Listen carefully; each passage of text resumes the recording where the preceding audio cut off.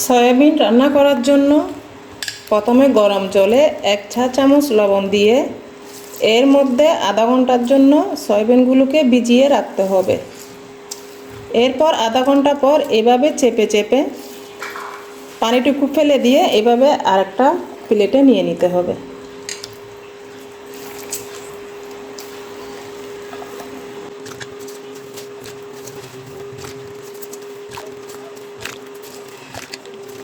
সয়াবিনের জন্য যে উপকরণগুলো লাগবে, এখানে কাঁচামরিচ, পেঁয়াজ এবং টমেটো নিয়ে নিয়েছি।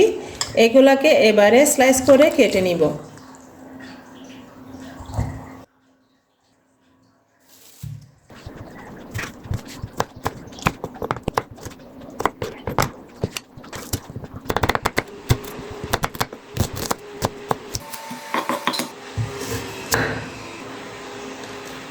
কেটে নিচ্ছি কাঁচামরিচ, এভাবে লম্বা লম্বা করে কেটে নিব। সয়াবিন রান্না করার জন্য ফ্রাই প্যানটা আমি খুব ভালোভাবে গরম করে নিয়েছি। এবারে দিয়ে দিচ্ছি পরিমাণ মতো তেল, একটি তেজপাতা, 2 টুকরা দারুচিনি, একটি এলাচ।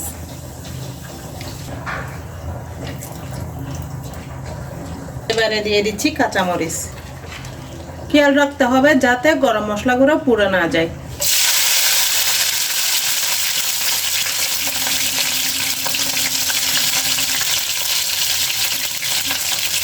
দিয়ে দিচ্ছি পেঁয়াজ কুচানো,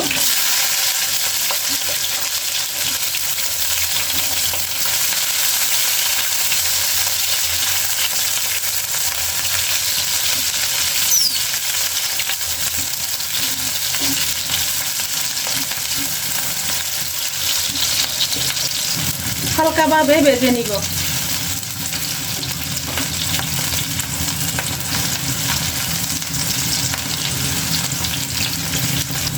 এবারে দিয়ে দিচ্ছি 1 বাটি টমেটো। এখানে প্রায় 3টি টমেটো। টমেটোটা একটু বেশি দেওয়ার চেষ্টা করবেন।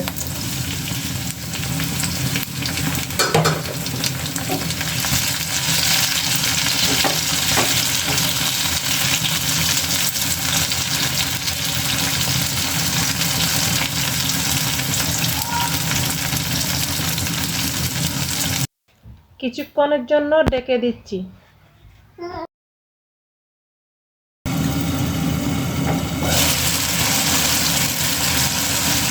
কিছুক্ষণ পর টমেটো অনেকটাই গলে গেছে। এবারে দিয়ে দিব বাকি মশলাটুকু। দিয়ে দিচ্ছি 1 টেবিল চামচ গরম মশলা, 1 চা চামচ হলুদের গুঁড়া, 1 চা চামচ মরিচের গুঁড়া,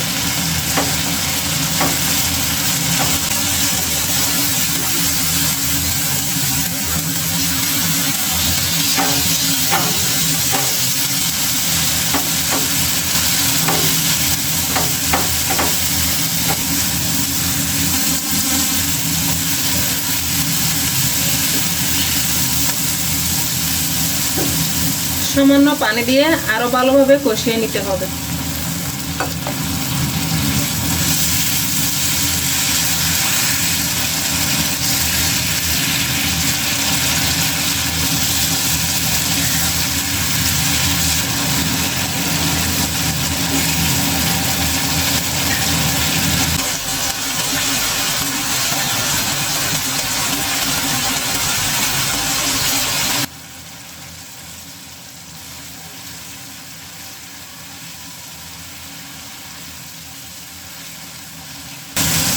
কষানো হয়ে গেছে। এবারে দিয়ে দিচ্ছি ভিজিয়ে রাখা, ধুয়ে রাখা সয়াবিনগুলি।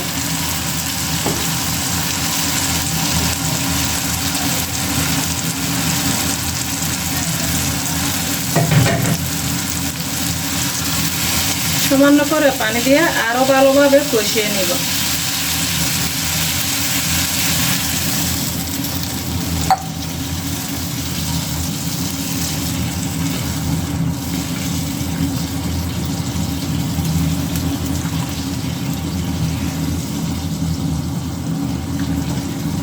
এভাবে সয়াবিন রান্না করলে খেতে হয় ভালো, স্বাস্থ্যকর। এখানে বেশি মশলা ব্যবহার করা হয়নি। টাটকা টমেটো দিয়ে রান্না করা হচ্ছে, মাংসের থেকেও বেশি স্বাদ হয়। সবসময় চেষ্টা করবেন কম মশলায় রান্না করার জন্য।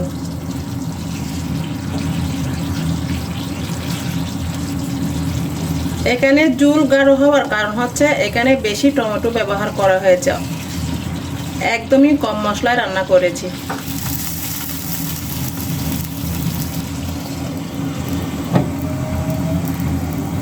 এলাম 10 মিনিট পর।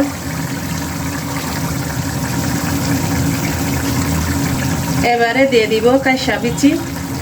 আপনাদের এলাকায় কি বলে জানি না, তবে আমাদের এখানে চট্টগ্রামে এটাকে কাইসা বিচি বলে। এটা নতুন বেরিয়েছে, এই জন্য আগে দেইনি।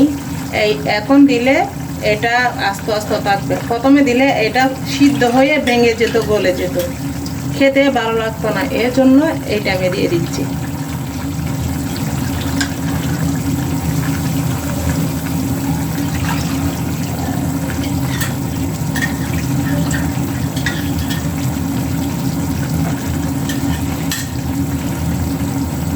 এই কাইসা বিচিটা দিলে টেস্ট অনেক বেড়ে যায়। শীতের সময় এটা টাটকা পাওয়া যায়। শীতের সময় এনে এভাবে সয়াবিন রান্না করলে মনে হবে যেন অমৃত খাচ্ছি।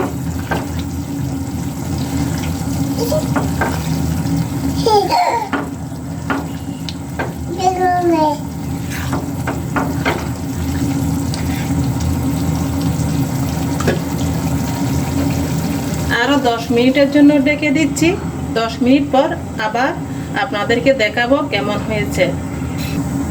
ফিরে এলাম 10 মিনিট পর। লবণ দিয়ে দিচ্ছি, যেহেতু আগে দেওয়া আছে। এখন এতটুকু দিলেই হয়ে যাবে।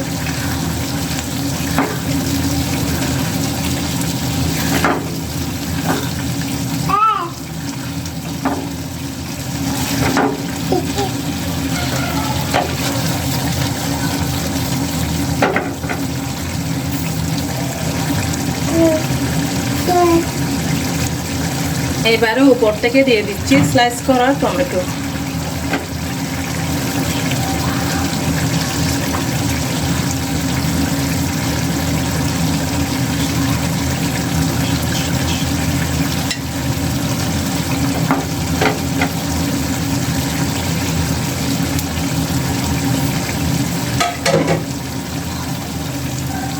আর একটুখানি ঢেকে দিব, আর 10 মিনিট। এরপর পরিবেশন করে নিব।